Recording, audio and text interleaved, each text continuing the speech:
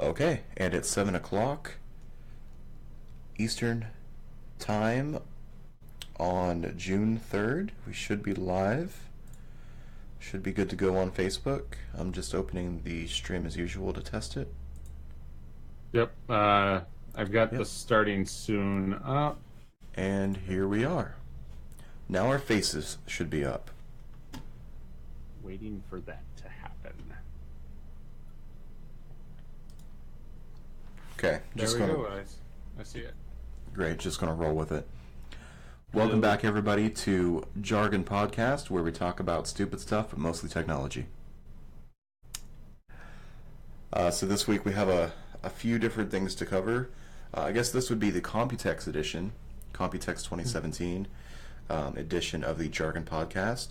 So we have new details from the Project Scorpio, the new Xbox console targeting the high-end market, some more information about Intel's new Core i9 processors since they were announced, a bit more from Intel, and some cool software news. All right. So speaking of that Project Scorpio, Zach, do you want to take the lead? Yeah, sure. So, Project Scorpio CPU reveal. That's what is written in my notes, and I'm going to read my notes because we got a lot to talk about. We do. All right, let's see here. Mike, last name that's impossible to pronounce. Corporate Vice President for Xbox and Windows Gaming tweeted a close-up of the Project Scorpio CPU. I have it up on the screen now. Scorpio is branded as the most powerful console ever. Supposedly, it's a high-end Xbox One iteration with the capabilities of 4K gaming. Should potentially be able to push 6 teraflops, 2.3 gigahertz CPU. It's going to have 12 gigs of GDDR5, 326 gigabit per second memory bandwidth. That looks like gigabytes, by the way. Gigabytes per second. Yes. It's uppercase B. Yep. Oh, my bad. Correction. Gigabytes. 1 terabyte hard drive, 4K at 60 FPS. So, yeah, suck that, Sony. That's kind of insane. Yeah. And high dynamic range, which, let's face it, some of those terms that they get keyed and they literally mean absolutely nothing. Yeah, I mean, high dynamic range isn't even really going to be a thing for a while since TVs don't really support it yet. We have a few sets that came out, at CES this year, but for the most part, nobody has that. Ybarra. Yeah. Mike Ybarra. Mike Ybarra. Thank you for helping me pronounce that. Anticipated release this holiday season, so that'd be around the Thanksgiving, Christmas time, 2017. Outside of North America, the project times are between November, Thanksgiving, and Christmas, as I just said. No pricing has been announced yet. So here's the kicker about it, though. They announced that the Project Scorpio will have 0 console exclusives. Which is really interesting. So there's reasoning behind it. All games that release on the Scorpio will also have to sequentially release. Yeah, they'll also be available on Xbox One. Okay. Big key things about the Scorpio, though, is Scorpio is going to share the Windows servers.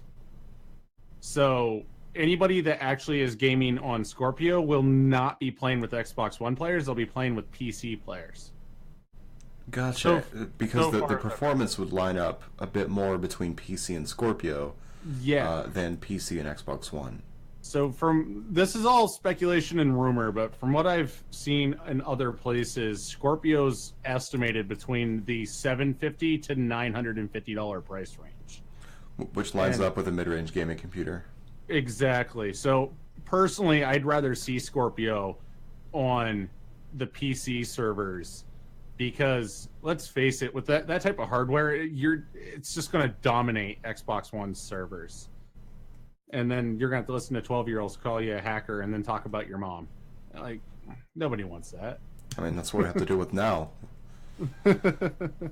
Yeah, I'm pretty excited for Scorpio because it's great for the end user who doesn't actually care to build a PC, but they still want better performance with 4K gaming, 60 FPS. All the buzzwords that come with PC gaming that are only available by building a fairly high-end gaming computer. So I'm really excited to have people, have access to this without bothering to build a PC. Yeah, well, see, that's the thing too. Is like there are pre-built gaming PCs you can get. Acer builds them. Asus builds them. Corsair has some now. Razer. There's a lot of them you can get. The problem is they're charging premium prices for almost equivalent hardware as what you're going to get in Scorpio.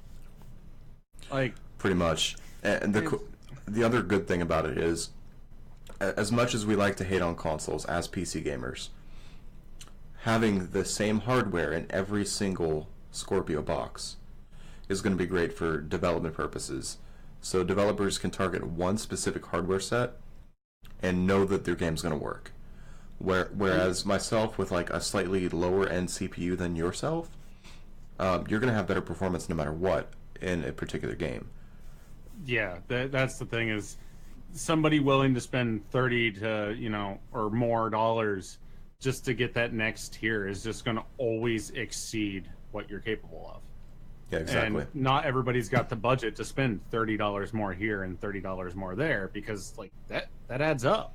Yeah, and if you spend $700 to $900, you always know that you're going to have the same kind of performance as the guy or a girl in the next room. Exactly.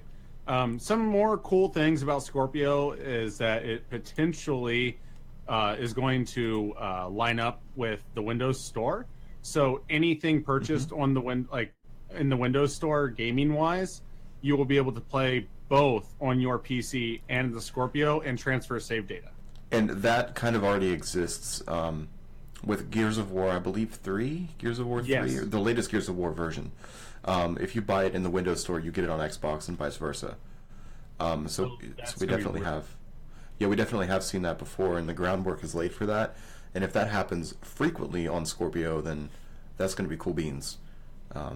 We might actually get to see the gaming community come back together. Yeah, at least Microsoft's platforms. I mean, there's way too much of a difference between, their console set-top box market and the Windows gaming market. They're pushing this, Windows everywhere kind of thing. So Project Scorpio will definitely kind of bridge the gap between gaming devices and Windows. I'm excited for that. You want to take the next topic? Yeah, absolutely. So the next topic, if I can pull up the article here, this is the Essential Phone. That's the name of the phone, not necessarily the purpose of it, but it's aimed to be the Essential Phone. So this was developed by the co-creator of Android, actually.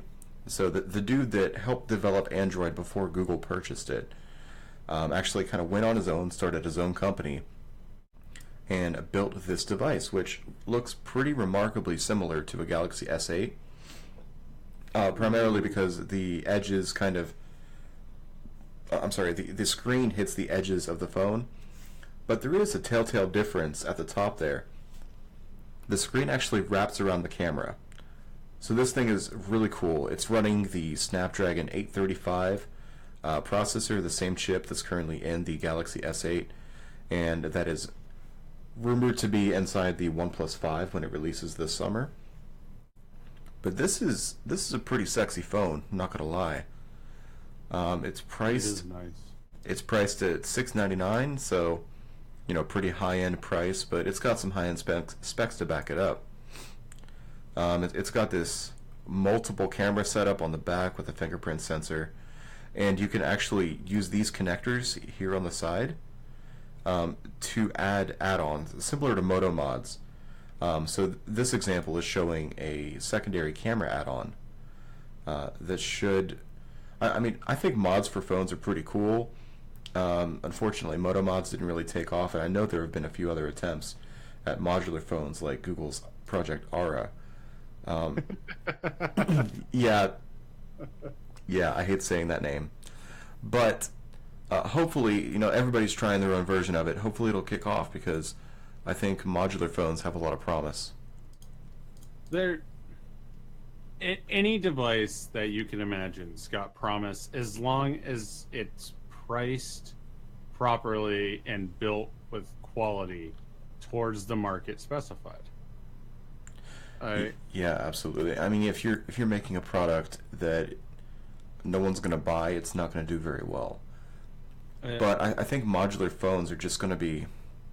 Like we need to reach that point, We have modular computers. Sorry to interrupt you. The Scorpio, Project Scorpio was actually rumored to be modular at one point. Upgradable, so you could insert like upgradable CPU cards and GPU cards, and keep it up with the times. But I mean, our smartphones are really our most personal devices. They're with us all the time, from when we wake up to when we go to work to when we go back to bed. There's always a phone there. So having an upgradable phone through mods like this, I think, is really kind of the next step in technology.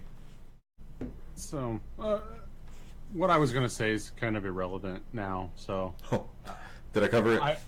I was just going to make a joke. That's all it was. You can make a joke. It's too late. It's too late. It's always too late. Oh! We went to the same song. That's great. All right. Moving forward, Dell is launching Ryzen-powered AIOs. All in one. For those unaware of the term, we like to break up the jargon every now and then. But so they're going to be advertised as the Dell Inspiron 7000 series AIO. They will be featuring Ryzen 7 and Ryzen 5 CPUs. Just to specify, that's going to be the Ryzen 7 1700 and the Ryzen 5 1400, I believe. Yes, I have the spec sheet pulled up on the page now. Awesome. The R7, the Ryzen 7 model, will be boasting an RX 580 for the graphics, 4K resolution. The R5 model will have an RX 560 and a 1080p display. See here, the R5. The specs are in the source. We're looking at two USB Type 2s, two USB Type USB Type A 2.0, Type A 3.0, and then one Type C and one Type A 3.1.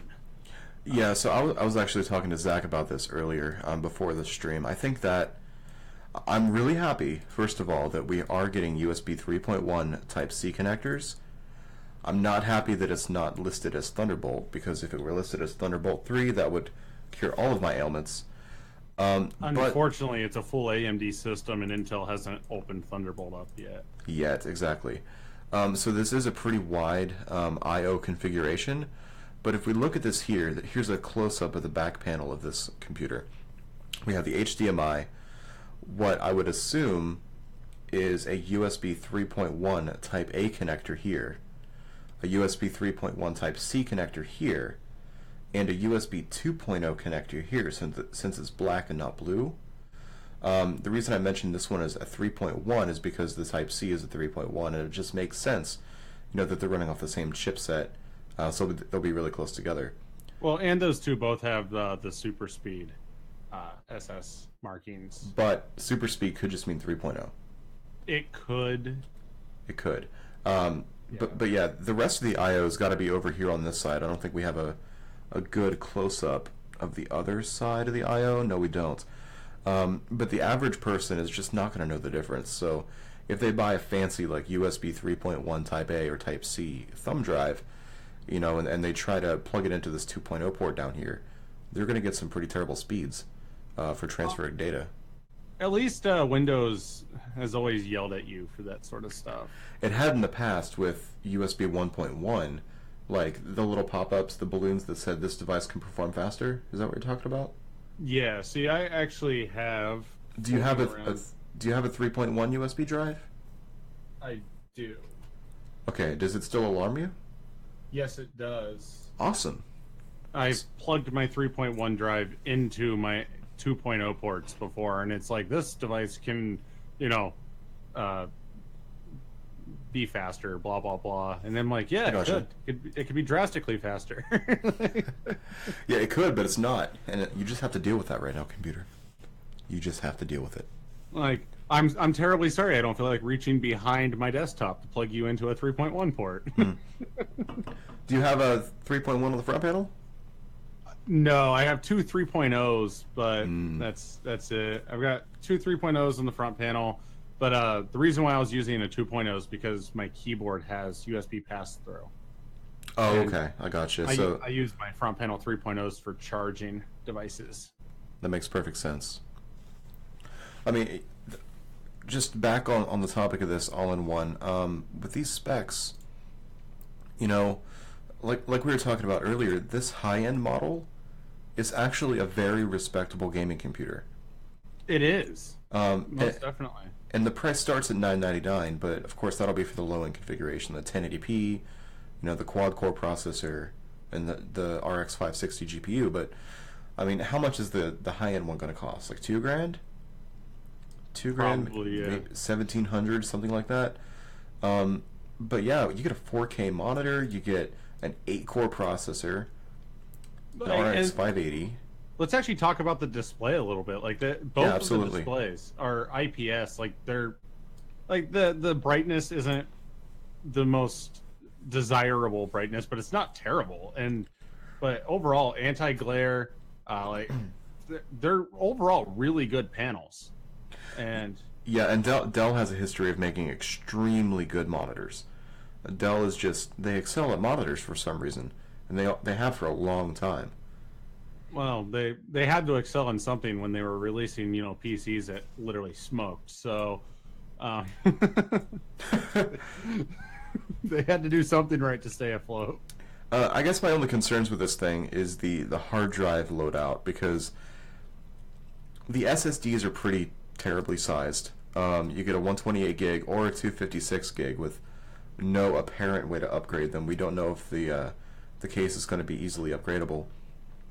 And the hard drives are 5,400 RPM. Right. The only respectable configuration possible under the hard drives is the NVMe SSD and the 1 terabyte. Other than that, you're literally just being handed garbage for storage. Yeah, I mean, you're getting, even with that configuration, you're getting a very small, very fast SSD and a fairly large, very slow hard drive. Where I really see the primary use of the NVMe SSD would probably be in like video editing, because the RX 580 will do a pretty good job at video editing. Like it's not going to do like, you know, really heavy stuff that, you know, a lot of specific use cases, but the general person that likes to edit videos and upload them to YouTube or something like that could really benefit from the setup with an R7 and an NVMe SSD. They could, well, under a couple different circumstances. One, if Adobe gets better OpenCL support, or what is the other one? Vulkan, since they'll be implementing Vulkan into OpenCL and vice versa.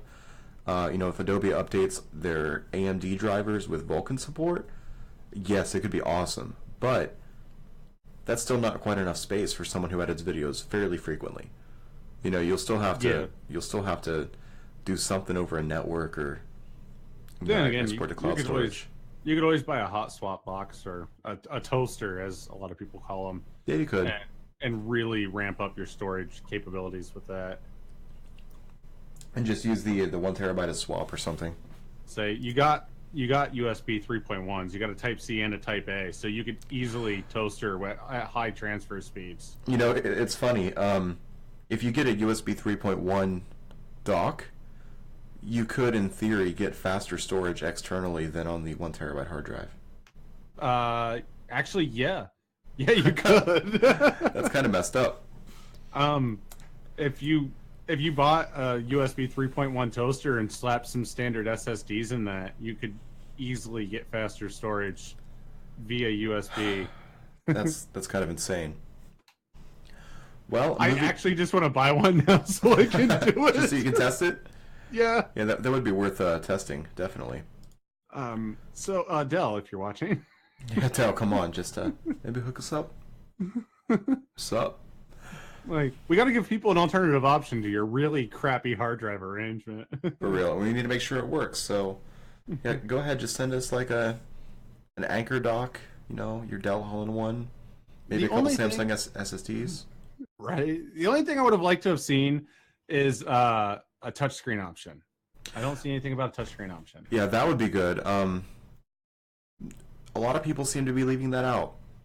Dell, Microsoft did very well with their Surface Studio, that 34-inch, I think, touchscreen. But Apple specifically, where your touchscreen's at? Oh my gosh, yes, like Apple, come on, you've got enough market share of blubbering idiots that want to buy your crap. Like, you could easily get away with selling touchscreens for an extra $500. Like, oh, easily. They charge $200.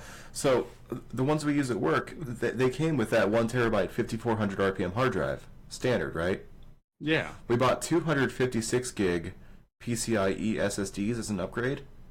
That was $200. Smack. Right in the wallet. Yeah, absolutely. 5 times over. So, I mean, that's an $80 part, right? $80 to $90 for that SSD. So, and you're charging $200 for it. Absolutely, pay $500 for a touchscreen or something. People will buy it. Apple. It's just so silly. So many people, they just leave out so much simple crap. It's kind of like last week's story over the new Surface Pro. Like, where the USB 3.1 ports. Where's the innovation? Where's the innovation? Exactly. All right, so moving on from that, we have some news from Intel. Probably, the elephant in the room for this week. The new Intel Core i9 Extreme Edition processors. So these babies, these babies are the highest end processors currently known of. They do surpass Threadripper, at least in thread and core count, as far as we know. But they're still technically not on par with each other. Technically not on par. Each one has benefits. Yeah, and each one has some drawbacks, mostly price. Holy price. Holy frickin' price. Exactly. And we, of course, we won't know specifics until they're actually released and in the hands of reviewers and benchmarkers. We would like to become those people, by the way. If you're listening, Intel, AMD, what's up?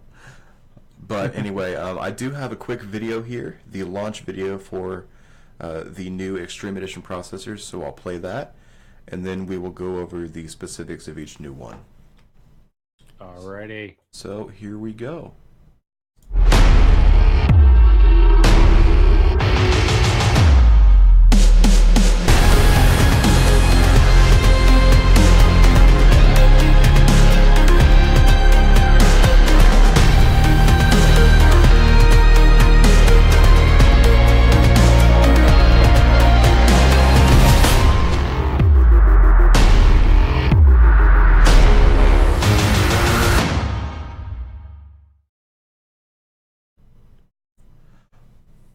Alright, so that was their little trailer that they put together. Very flashy. Yeah, definitely flashy. I'll give them that. So we do have this nice little table of the new unlocked Intel Core X series processor family. So just starting at the top, real quick. That Intel Core i9 7980XE. That is the highest end CPU from this generation. We don't have specific numbers for the base clock, turbo boost, or anything like that right now. Not for the 12 core and above systems. Do keep in mind this is Skylake X, not Kaby Lake X. Yeah, exactly. There will be two versions. Zach, you can go into that if you'd like after this. Yeah, most definitely. So that 7980 is going to have 18 cores and 36 threads. That is server territory, you know. All of these are going to be on socket LGA 2066, and the high-end device is going to be selling for a whopping $2,000. That's just for a CPU, guys. $2,000. I can build an entire high-end rig with liquid cooling for that price tag. Sure you can. Yep, Like, you absolutely can. that's a crazy price tag. It is, and you know, eventually there are going to be workstation boards coming out with 2 sockets, probably supporting this chipset. So that's at the high end. We actually got some X299 boards like previewed during Computex. We got really nice ones. We got some X399 as well. Yeah. Yeah, those only came out, I think, in the last day or so. So yeah, the $2,000 for 18 cores, 36 threads. But at the lower end of that, of course, it goes all the way down to the Core i5. These are all new CPUs, but I think the one people are going to be buying the most of in like the content creation area is going to be that i9 7900X. 12 cores, 24 threads of sexiness. This one is 10 cores, 20 threads actually. It's the highest one with a base clock speed listed. You said the 7900X? I did. I'm sorry, your notes say 12 core, 24 thread. That is my mistake. Oh no, that's my mistake for putting it in the notes. Yeah, it is your mistake, but I was going to be nice. Yeah, that should say 7920X, not 7900X. Anyway, so the boost clock or the base clock for 7900X is 3.3 gigahertz. The Intel Turbo Boost 2.0 speed will be up to 4.3, and the Turbo Boost 3.0 speed will be up to 4.5 gigahertz. And there are 44 PCI Express lanes listed in there, but we do not have a number here for the PCI Express lanes for the higher end Intel chipsets. I'm really excited to see how Threadripper is going to compare. Oh yeah, absolutely. I'm sure a lot of people are, just because they want to see the competition from AMD at this point. Now that Intel has all their stuff out in the open, we kind of know what AMD's up against. And I'm expecting that Threadripper is going to compare very well with its stupid name. It's going to compare with its stupid name? Yep, it's going to compare very well against the i9, even with its stupid name. So, because like with Threadripper, we're looking at 16 cores, 32 threads. Yeah, you're getting 2 more cores and 4 more threads on the highest end i9. But at the same time, like, if Threadripper prices anywhere comparable to what Ryzen did, we're probably looking at that 16 core 32 thread at probably right around $1,000 or less. Yeah, and it looks like Intel's offering of 16 cores 32 threads is $1,700. So, which I think that's actually in line with their current high-end chip, isn't it? The current i7 6950. Yeah, 6950X. That's it. That's the about 10. That's the 10 core Haswell. Right? Yeah, and that's about 1700 OEM. I about said Maxwell, and I was like, wait, no, that's an NVIDIA GPU. Yes. Yeah, platform names. They're easy to remember. Maybe that's why AMD's went with such ridiculous names, because they're like, nobody's got it. Yeah, exactly. And you're never going to forget stuff like Ryzen and Threadripper. And Epic with a Y. Threadripper. Oh, Lord. So that's basically it for the Intel CPUs. We've got a lot to look forward to. Definitely. So if you're interested in these sort of chips, wait for Threadripper. That's my recommendation. By all means.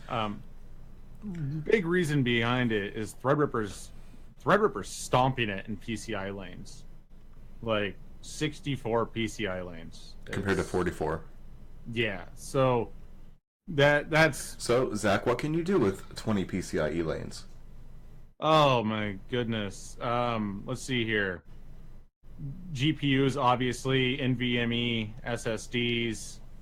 You're like PCI-based storage, expansion, capture cards. Like, there's a lot that could be done with 20 PCI lanes. Assuming 8 lanes is fine for a high-end GPU, which in reality it is. I know it says X16, but 8's perfectly fine. Yeah, you're really not going to notice the performance difference between 16 and 8. You can fit nearly 3 high-end GPUs on that. And or you can do 2 high-end GPUs and, say, an NVMe SSD. That's just on the extra that Threadripper has over the new Extreme series. yeah. Multiply that by 3. That's the total amount.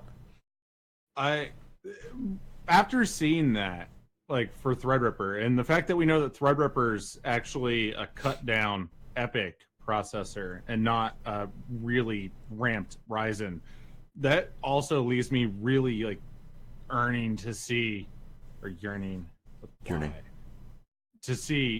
Like, I want to see the server chip performing because I know that thing is going to be insane. Yeah, if Threadripper is a cut down version of it, it is going to be mental. Also, EPYC and Threadripper back, are both going to support quad channel memory, so yes. That's coming too. And that's because Ryzen is currently only limited to dual channel, if I'm not mistaken, right? That's correct, because AMD for some reason's like, nobody wants this, and then they released it and they were like, son of a bitch, everybody wanted it. Yeah, people totally want this. Okay. I'm not even taking advantage of it with my Ryzen system. I've got a single channel kit in there. Ouch. Wait, well, you have a kit but not dual channel? I didn't go dual channel. I got 2 16-gig sticks. So. Interesting. I plan on upgrading in the future. It was just one of those things, like, that was like $250. Okay. Yeah, RAM prices have been tough recently. We covered that a couple episodes back, which you can check out on our brand new website. Yeah, we'll have some more on that at the end of the show. Maybe a little demo. I had to sneak it in somewhere. Sorry, guys. It goes anywhere you want it to go. All right, let's move down a notch here. All right, so NVIDIA is working with Acer and Asus, however you want to pronounce it, on new ultra-wide monitors. So, just these things are going to be awesome. I think I have. Source. I do have a source here. I'll just have to scroll past that ad. There we go. So they're going to be 3440 by 1440, so ultra wide 1440p gaming at 200 hertz. Holy crap! That's a lot of pain. I mean, I don't want 1 hertz, let alone 200. 35-inch display, 200 hertz, 1440p with G-Sync, available later this year. Holy crap! Yeah, that's really awesome, cool. Awesome panel. So they are ultra wide, 1440p, which is right in between 1080p and 4K. For those of you who haven't experienced 1440p yet, like myself, but it's 35 inches. It's pretty impressive for a monitor. It's bigger than most low-end TVs. So yeah, having one of these at 200 hertz. Keep in mind, you have to have a pretty intense GPU and just system altogether, to push games that high into the 200 FPS range with current games. I would honestly, I don't suspect anything under SLI to push this unless you've got like the Titan XP. You think so with current titles? I really do. Like, if it was very well optimized, such as Battlefield 1 or Doom, mainly Doom because of the Vulkan API, but right. You could probably get there. I've got a GTX 1080, and I can push about 140, 150 FPS in Doom on my 1440p monitor. So you're just getting right up to the edge of that G-Sync, right? Yeah. So if I had a second 1080 in here, I guarantee I could easily hit that 200 hertz refresh rate, or 200 FPS, I guess, and keep going. But like I've got Ghost Recon Wildlands, and this 1080 here, I usually average about 90 FPS. Wow. So, like, you're really going to want some serious GPU power to push that. And even CPU in some titles, you know. I mean, most games aren't really CPU bound anymore, but of course, as new titles come out, they're going to be, relying on the new power that's available and especially the multi-core processors that are coming with, Ryzen being kind of the leader in multi-core right now, to Threadripper and the new Intel Extreme series processors. More games are going to be taking advantage, I assume, of these awesome cores. So some games that currently do take advantage or that benefit from multiple cores and just from better CPUs in general would be like GTA 5, Ashes of the Singularity, Ghost Recon Wildlands, things that have huge worlds that need to render around your gameplay. And Ashes of the Singularity's just got so much little crap that goes on in the game that you really want a lot of cores at a decent frequency. Absolutely. And it looks like it's going to be pretty bright with 1000 nits peak brightness, that monitor. Yeah. That's pretty awesome. So that's extremely bright. It looks like Acer and Asus are actually going to be rocking the exact same panel. So I don't really see a whole lot of differences that you're going to see between the two. Based off of market trends and the way that they ran in the past on their monitors, I'm going to assume that Acer's Predator line will probably be a little bit cheaper than the Asus monitor. Yeah, and that generally tends to happen just with the brands. Acer is always a little more value-oriented than just kind of balls to the wall. Even though they're still using the same panel, so it'll still pretty much look the same, depending on how they calibrate them in the factory. Acer probably will be a little cheaper. So, and I have I throw no hate towards Asus or Acer because I am running 3 Acer monitors right now, and all 4 of mine are Acer. Yeah, I was gonna say I've had no issues with them. 2 of my panels are 1080p displays I've had for 3 years, and they're still just as bright as the day I bought them. They're what's lighting up this half of my face. Yeah, absolutely. Monitors make wonderful lights. I've only got one light in front of me right now. Hang on. All monitors. This is all monitors. Okay, there we go. Alright, so coming up next, we have another announcement from Intel. Yay! Intel. So, looks like they're actually introducing a new form factor of computer, which could be interesting. So we'll go into the article very quickly here. So Intel displays credit card sized Intel Compute Card at Computex, and it'll be shipping in, my notes say, August. So basically it looks like this. It is the size of a credit card, but about 5 millimeters thick. They claim to be really portable devices that you can take with you.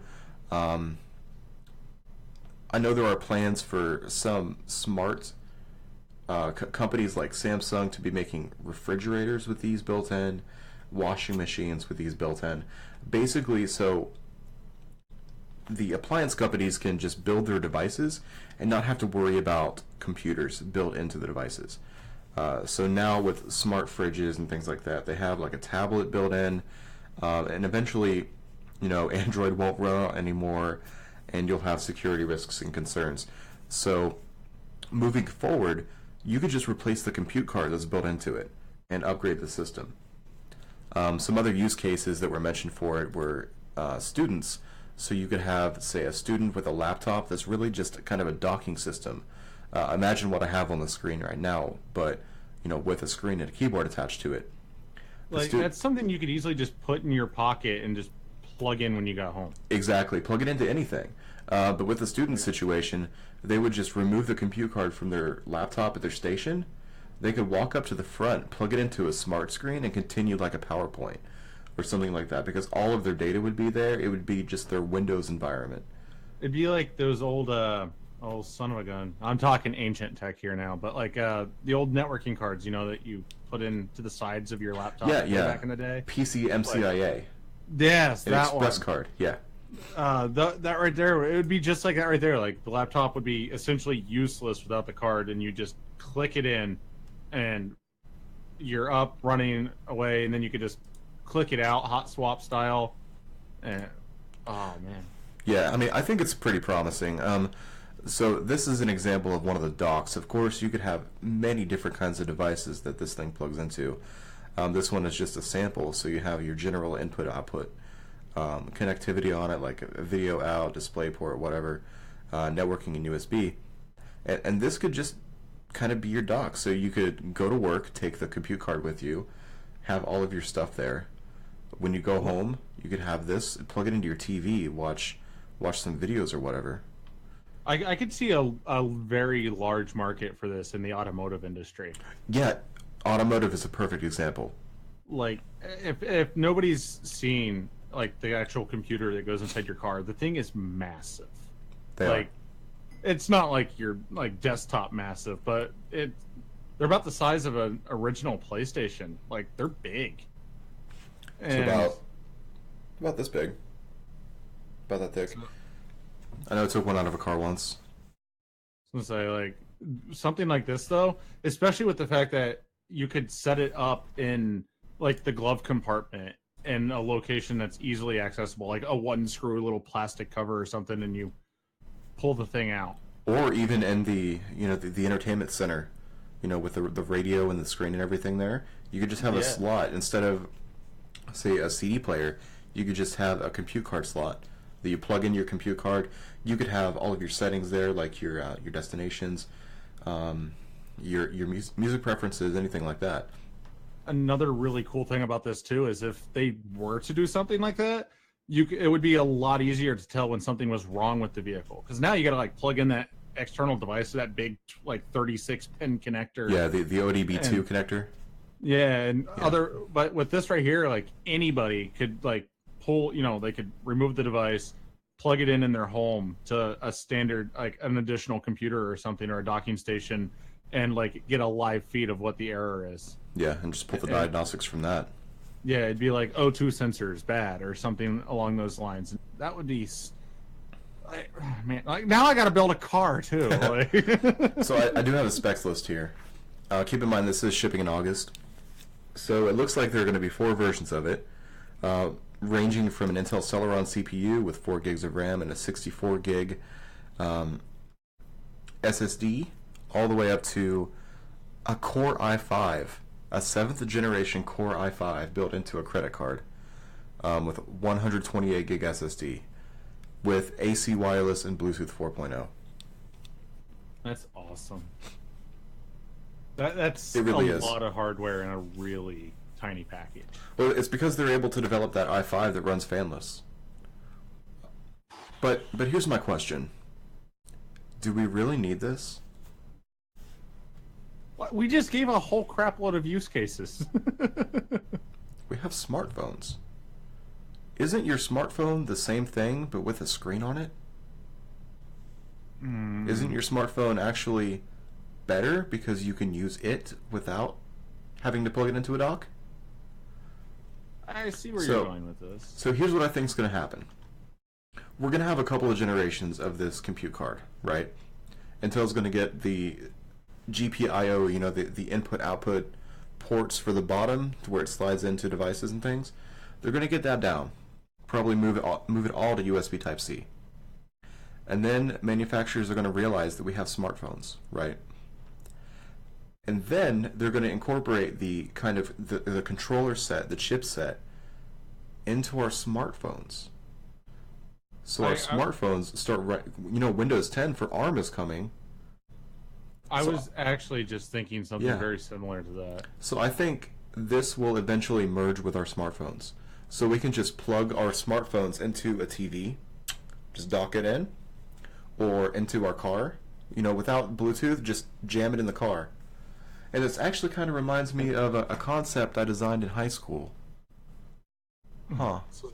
I was actually just thinking that speaking of, like Type C, you could actually have like a screen attachment that was roughly the same size as the card, to where the card just slid into it based off the connectors, and it was a smartphone. Like the moment you plugged it in, you had the touch, Absolutely. device, and You like, could do that. and then it Well- would be so convenient too, because if you wanted to, you could like just remove the smartphone attachment, your, touch display, and just plug it into your dock to move to a larger screen or whatever as well. And Yeah. And we have similar kind of designs to what I'm thinking of right now with Microsoft's Continuum, for Windows phones, where you get that dock from, say, HP. You just dock your phone into it, and you use Windows 10 Mobile on a desktop kind of platform. And Samsung's DeX, I think that's what they're calling it, that comes with the Galaxy S8. A similar thing. I mean, we saw Motorola do this way back in like 2010. it's sad that 2010's way back. It is. It really is. But, we'll see what happens with this. I think it's a really cool concept.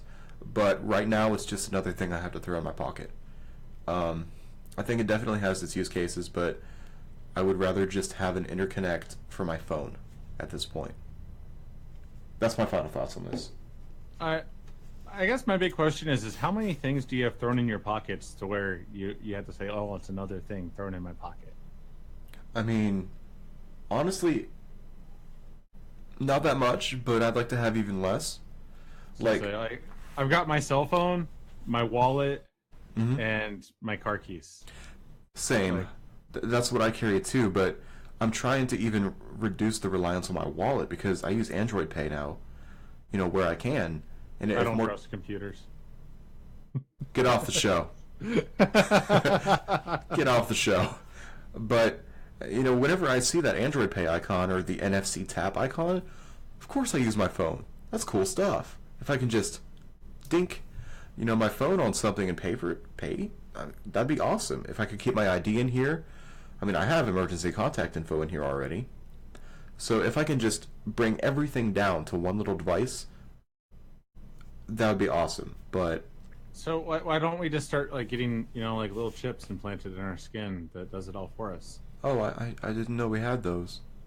Yeah, the NFC chips. Well,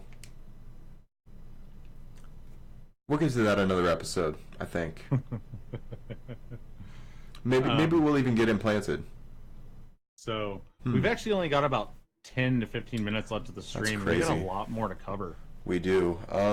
Let's just blow through it. Let's get through. All right, We can do this. We can get through all of it. under business, because I didn't feel like typing business. Business. Google to pay Android hackers. So this is actually already a thing. Google's been paying hackers to hack Android for a while. And Chrome OS. And Chrome. OS. So according to eTechnics, Google has increased the reward to anybody that can find remote exploits or an exploit resulting in a trust zone or verified bot compromise. It used to be $50,000. They're now offering $200,000. $200,000. We got a couple of sources here. One from eTechnics and one from Tech Power Up. They both say the exact same thing. I did a little bit of research on it. Couldn't really find a whole lot other than an article from September 2004 or September 14th, 2016. I have that one here now. On Computer World that was really talking about this. But I figured it was worth mentioning because regardless of whether or not it's true, I do know you at least make $50,000. Yeah, absolutely. And it does look like that earliest source is from September, but everybody's just now picking up on it. Let's see, June 2nd and, one day ago. So we'll see what comes out of it. Sure, people will try to take advantage of that. However, Google is very good about keeping their stuff very secure, unlike some other companies. Microsoft. Edge, McDonald's, Wendy's. All right. So, there's a very specific use case on why I mentioned McDonald's, and it's because It wasn't too long ago. McDonald's actually had a breach, Mm-hmm. and a whole freaking crap load of credit card data got taken. And I was one of the unfortunate souls on that list. It's terrible. And the asshole that stole my numbers decided to take $10 withdrawals, like one after another, using Google Play. So my fraud alert didn't catch it because of how small they were, and they ended up taking like $600 freaking dollars. That's smart. You can't deny it. It worked, didn't it? It was smart. Dude, I'm not arguing with that. Like, it was definitely smart, but Yeah. it was just like, you son of a, you know. Right. But it was cool. Google, I told Google about it, and they were like, dude, we're so sorry. Here's your money back. Like, we'll find this guy. We promise. All right. And I was just like, oh, I got my money back. I don't care what happens to him. Like, Right.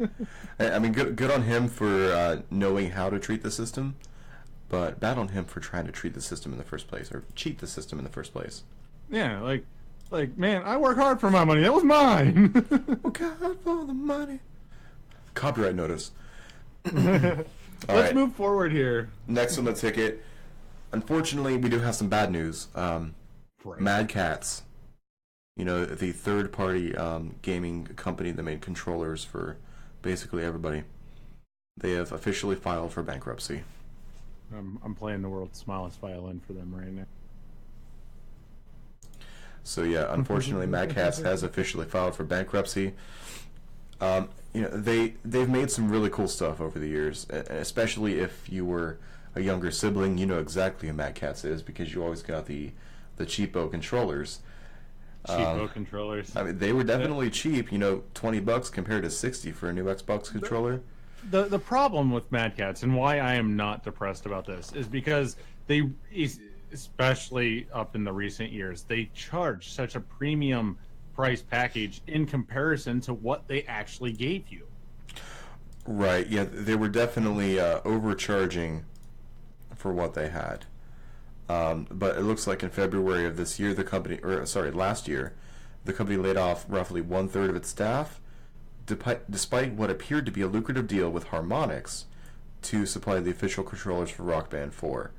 Unfortunately, that didn't help, and last week they were delisted from the New York Stock Exchange over their abnormally low trading price. And today they filed for Chapter 7 bankruptcy. That is not something you as a company recover from, unfortunately. Chapter 11 is where they try to reorganize, and Chapter 7 is when they decide the time has come. So yes, as of March 31st, just a few days ago, Mad Catz is no more. Poor Mad Catz. If only they had charged the prices that their product was worth, more people would have purchased it. Possibly, but even then, that's the same amount of money, right? It depends on how you look at it. Because there's always going to be a market for third-party controllers and just hardware. Yes. Because nobody wants to pay the $45 to $50 for a branded controller. I don't. Yeah, even approaching 60, or in the case of Microsoft's Elite controller for Xbox One, it's like $120. Yeah, like nobody wants to pay that. No. So, or even if they had just improved the quality too, like I would give $20 for $15 worth of hardware because like I didn't have to build it myself. So yeah, like I would have been willing to pay Mad Catz price if the quality was better. But I used to have like one of those fee, if you will. Yeah, I used to have one of those Mad Catz like steering wheels for the PlayStation 2 back in the day, and I remember playing Need for Speed on it, and like I was taking a turn, really into the game, and I like twisted the steering wheel right off of the thing. Oh, like right off the column? Yeah, just like, and steering wheel's in my hand, and it like That's I didn't unfortunate. break. Yeah, I didn't break bolts or anything. Like it literally just stripped every hole out because they were such terrible quality. They used low-grade plastics and second-hand electronics. It was. You got what you paid for, though. Yeah, it was bound to happen. Like the company was going to flop, and it's their own fault. Maybe someone like Logitech will, take care of the empty space, or some of these Chinese companies that are selling like mice on Facebook. Wow, Amazon, not Facebook. Like if you search gaming mouse on Amazon, you find like hundreds of different small Chinese like Red Dragon companies that are selling apparently decent products for very, very little money. See, I actually bought a couple for my son. Mm-hmm. Trying to remember the brand. It was like Cougar or something like Yeah, that. I've seen them. But it's like a faux mechanical keyboard thing. Like the thing's actually really nice, and it was. Is it $15. one of those mechanicals, so it feels like a mechanical keyboard? Even though there's a little. I have one of those actually by Cooler Master. I was gonna say, but it's a super nice keyboard. It costs $15, and Right. it's super nice. He's been using it for over a year now. He dumped like a can of soda in it one time, and the thing is still up and going. It's good stuff. The Cooler Master I mentioned, it's one of those mechanical keyboards too. It's probably rebranded, but it was $20 for the keyboard and the mouse combo, and Like, they both still work fine. So hopefully we can see one of the companies like the aforementioned like step up and kind of fill the slot. Yeah, we need someone to take over that market, Somebody needs to build shitty products at premium prices. please. We won't buy them. I someone won't needs to buy make them, them. but I will talk about you. Exactly. All right, so moving on. Would you like to cover the accidental Windows 10 builds? Yes, Microsoft accidentally released internal builds. So this happened on both PC and mobile. It was an inadvertent words Inadvertent. due to an inadvertent deployment to the engineering system that controls which builds and rings to push out to users. People got access to builds that were had the potential to destroy everything it touched. Yeah, so I'm somewhat familiar with the the deployment process for Windows. Both of us are Windows insiders, so that means we are able to get access to versions of Windows long before they're available to the public for testing and just to make sure everything works properly. So before we even get access to them, there are internal channels which the internal Microsoft quality assurance team has to go through them, make sure there are no bugs and everything. Basically, these builds of Windows were from before that step. Yeah, so these were the ones that were like somebody coded this off of their 36th cup of coffee on 2 days straight. Yeah, it happens. And they sent it out, and like probably right after they sent it out, they were like, I probably should have test booted that. Yes. And then it got installed on somebody's PC at home and destroyed everything. So if you were, unfortunately, one of the people that had this build installed, you will have to use the Windows Device Recovery tool to basically redo your system. You have to reinstall Windows. Well, first of all, if you're one of the people that had this happen to them, like, first of all, A+ for watching us on mobile. I really appreciate that. And B, yeah, I'm so sorry, bro. So sorry. But blame Microsoft, not Jargon. We didn't do it. You want to move forward here? Yeah, absolutely. I guess I'll do the Nintendo Switch story. I know personally. We still have a Google Ad Blocker. Do we? Yes. I completely missed that. I will go ahead and do that. So, Google actually plans to release an ad blocker. In the way you could have guessed from what Zach said. So here's the idea. They're basically going to ship. They're basically going to ship a version of like AdBlock Plus or uBlock Origin, built into Chrome, starting early next year. So it's their reasoning behind it's really good. Yeah, so it's actually designed to strip disruptive ads from web pages instead of just blanket blocking all of the ads on a page. They're looking for specifically ads on pages that are determined to have too many annoying or intrusive advertisements, like videos that autoplay with sound, or ads which take up the entire screen. So I'm sure, by the way, this will be available on desktop and mobile versions of Chrome. So I'm sure you've been scrolling through a news article on your favorite website, and eventually you reach a spot where an ad just takes over the whole screen. is and unstoppable the and it whole thing plays. too. Yeah, I actually. And they make the X the same color as the background. Oh yeah, and this actually happens while I'm scrolling for news articles for this podcast. Some of my sources, they absolutely on mobile anyway. They have full screen ads that I have to scroll through and wait. So this will be available to kind of aid against that. Unfortunately, Yeah, Tweaktown. yeah, Tweaktown specifically. I mean, whenever I load up a Tweaktown article for this podcast, my system freezes for a second, and that's saying a lot. It's hard to freeze my system. Like I try to make sure everybody, like, I make sure any place I go they get their ad revenue, because like I want people that we use and enjoy stuff from to make money too. Like that's the whole point. And so I'm not gonna like block their ads and be a douche. But Tweaktown, I'm sorry, dude, but you guys have 100% ad block, like, because it's just so intrusive.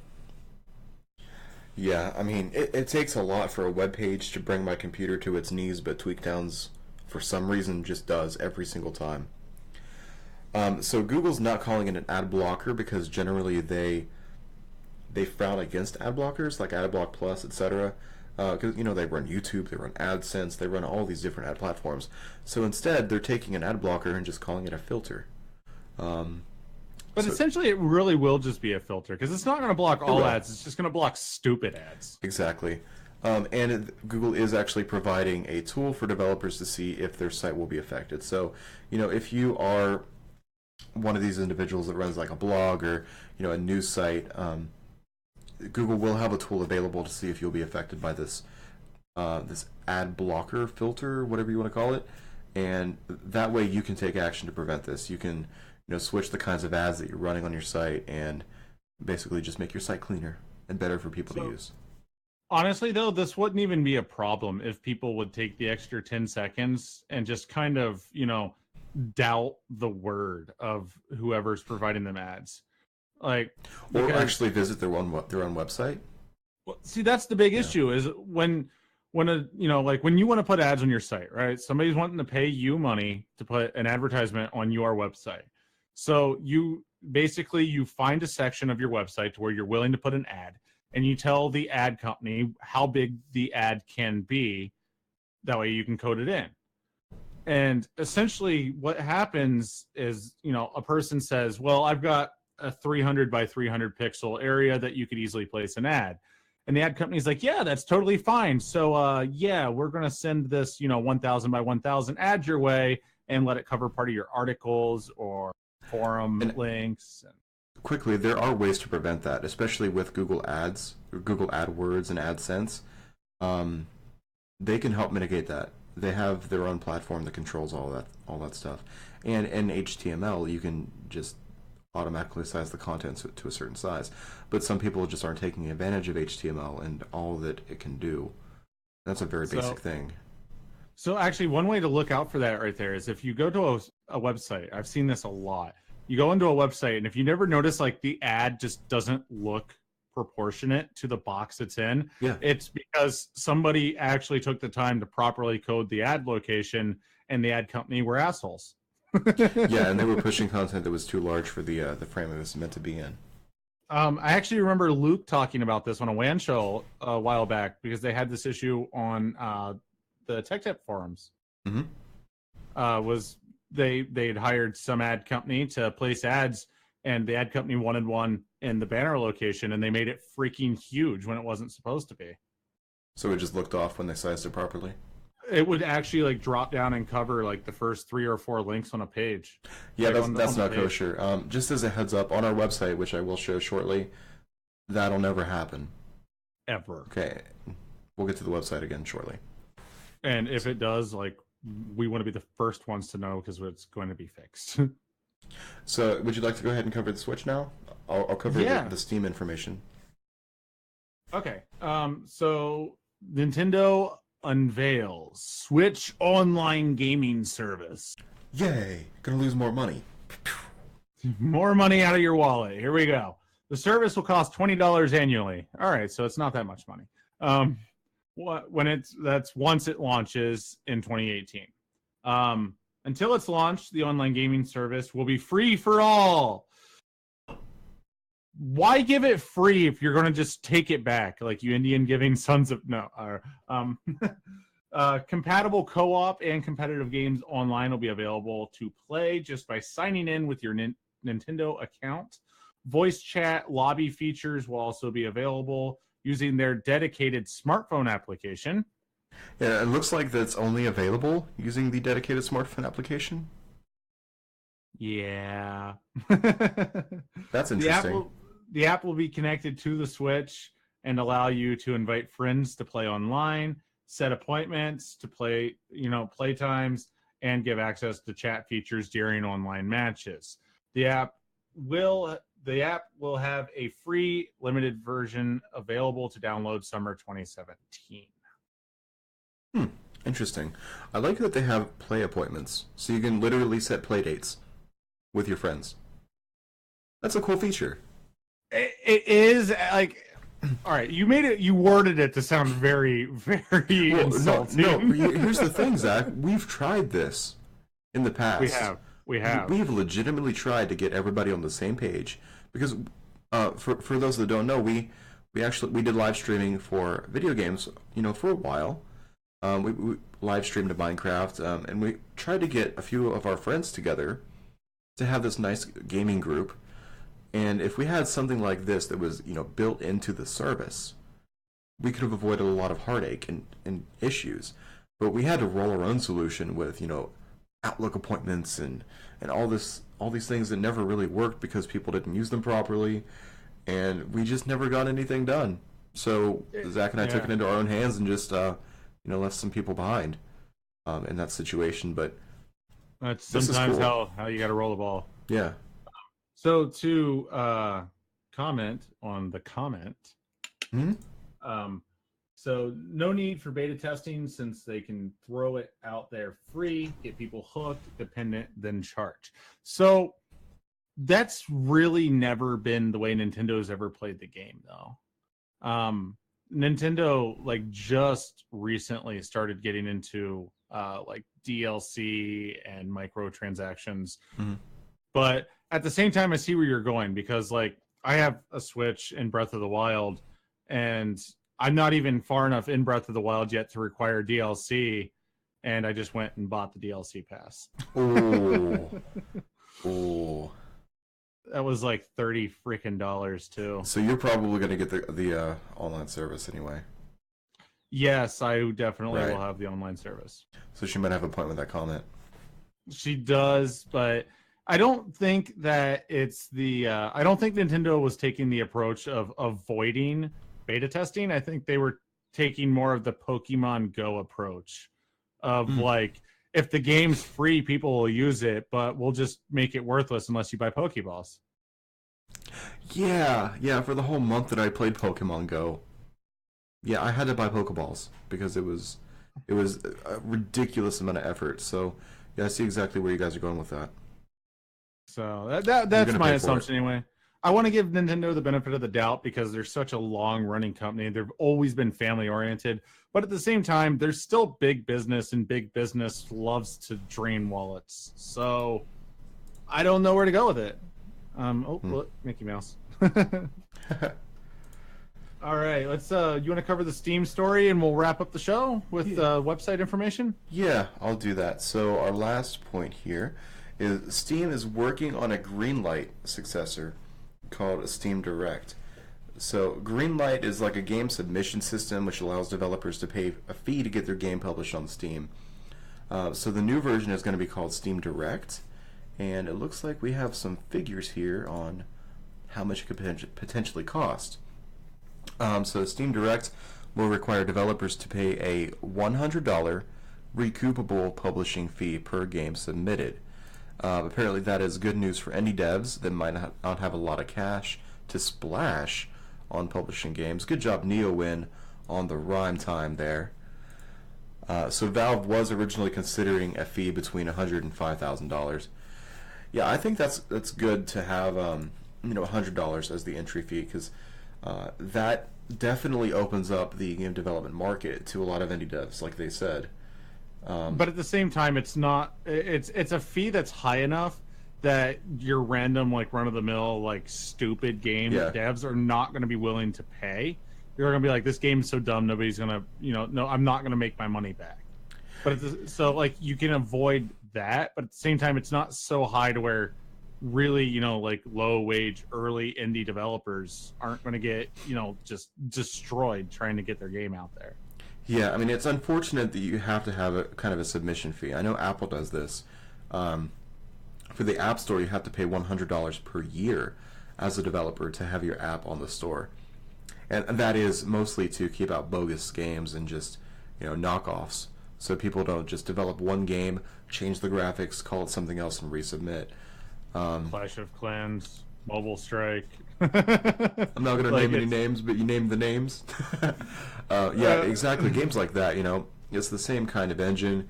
You just reskin it, call it something else, and make buku money. Seriously, go on Google Play and just type in War Game and see how many results you get that have, like, almost the exact same icon. I'm actually going to do that. I'm actually going to do that. You want to talk about this, the story for a sec? Yeah. Okay. So it looks like originally Valve was looking for the between $100 and $5,000. Valve actually was landing on the $500 range, but they opened it up for community feedback and actually listened when people said that's way too much money, brah, and dropped it down to the lowest amount that they were willing, which was the $100. There's no release date as of yet for Steam Direct, but should be coming soon. So just to follow up on the whole Android Play thing, wow. There's about 30 in here that are just like, so there's Brothers in Arms by Gameloft, and there's maybe 29 others that are just clones of that. Called stuff like Arms of Brothers, things like that, just far enough that they're not going to get a copyright strike on it, but close enough so people accidentally click on it. Minecraft is another perfect example of that kind of thing. We have clones that are just terrible. Oh my god, Creativerse. All right, so I'll go into that. Creativerse is not a direct. Let's say it's not a bad game. Creativerse, they differed enough stuff that it is definitely independent. And it's actually got a lot more content than what Minecraft does, but at the same time, Minecraft's content has a lot more diversity. Like, there's so much different stuff you can do in Minecraft versus Creativerse. Right, and a lot of that is the development budget, I'm sure. So, big plus to Creativerse, though, is they do allow the full game free to play, and if you buy the purchased version, the only thing you're getting are, like, add-on packs to do, like, medieval creation and stuff like that. Also, like, skins and things? Yeah, so I thought that was super cool that you get the full game and, like, all the items for free, and then if you want to pay to get new, like, textures, you can do that. Yeah, cosmetic differences. Yeah, so, like, that's awesome. I gotcha. But at the same time, if you pay for Minecraft once, you have all the cosmetic differences you want for life because of the awesome community. Mods. You also get mods, man. Mods. Mon. All right, so to round out today's episode, we do have a bit of a... I wanted to highlight one thing because we talked about the copyright strike thing, and we haven't covered it yet. But that's the copyright battle going on between PayPal and Pandora right now. Have you heard about that? Oh yeah, the logo.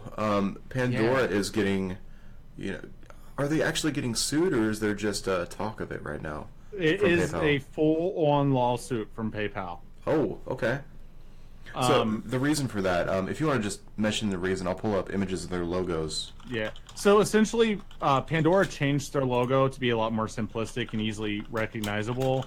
And PayPal's like, yo, that's almost identical to our logo. And I have to agree with PayPal. Like, there's subtle differences, obviously, but it's almost just a color reversal. Like, they just inverted the image and called it Pandora. Right. And I have the two logos here, view image and view image. So yeah, if we just do the full screen capture, wow, on the right is PayPal, on the left is Pandora. Those are remarkably similar. Yeah, like there's they removed the dark P and called it Pandora. Yeah, exactly. I mean, so the Pandora logo looks like a gradient from the light P to the dark P. It sounds like I'm at a doctor's office right now, but that's fine. I mean that's really what it looks like. It looks like they just tilted the P and then called it a day. Yeah, it's Pandora's trying like Pandora's argument is like you can't copyright the letter P, but at the same time you can copyright anything you want. T-Mobile copyrighted magenta. Right? Yeah. I mean, their color of magenta cannot be used anywhere else. They will sue you. McDonald's is like copyrighted the lowercase m. The golden arches, if you tried to use an M that looked like the golden arches anywhere, I guarantee McDonald's will have their size 43 boot so far in your butt. Absolutely, and they're not going to mess around with that. So right here, I do have our website. Here Alrighty. This is just a brief overview of the example that we're going to be running for a while until I get a more complicated one set up. So this is it. We have a nice little video background for the slideshow here and a list of the episodes. Eventually we will have, links to the YouTube downloads that we do record and save later. And also, audio. So we're going to have MP3 and potentially FLAC available, in the future. So right here is just a list of those. FLAC is one of those things to where it might be questionable. We might look into one audio codecs or even all of them, like Wave Audio, and I'm trying to remember what Apple's is. M4A. M4A. So we could probably offer those, but Windows now has full FLAC support. Like Wave's kind of dead. It was never really popular, honestly. FLAC was always more popular than Wave. Wave was really only popular in like studio environments where they really needed that raw audio to burn to a CD or something like that. But so FLAC's not a bad option, but at the same time, like I know iTunes supports FLAC, and now Windows Media Player does as well. So you know what? Just don't listen to me when I talk sometimes. It'll be in FLAC. If you want lossless audio, it'll be in FLAC. Very likely, and we'll have all the details, coming soon. We also do have a Patreon in the works, Yes. so that may not be done by next week. We'll have more details as they arise. Okay. So, all right, just remember, guys. There's two of us. We both have full-time jobs, and like we're working our best to make sure that the podcast is entertaining. You guys get informed, and everything we have is built from scratch right now. So the overlay you see on the video version, that was built in Scratch in Photoshop. The website was built in Scratch. Our entire setup is really just coming together piece by piece at this point. So most of our stuff is like leftover reminiscences of like the video game live streams and stuff we're repurposing, reusing. We're working hard, guys. We really are, but it's going to take time. So for now, if you do want to support us, you can absolutely share this post. You can like our Facebook page, and you can find our YouTube channel, which I believe is linked in the banner on Facebook. You can also find audio versions of our podcast on SoundCloud now, at least the previous one and this one. The first couple episodes, there was some technical difficulties with audio that's going to kind of make those null and void. So from this point forward, there will be audio available, though. Absolutely. Well, if that's it, I think we're good to sign off for the night. I believe so. Okay. Ta-ta. Have a good evening, everybody. Take care, and we'll see you next week. Same time, same place, same face. Faces. Faces. Bye.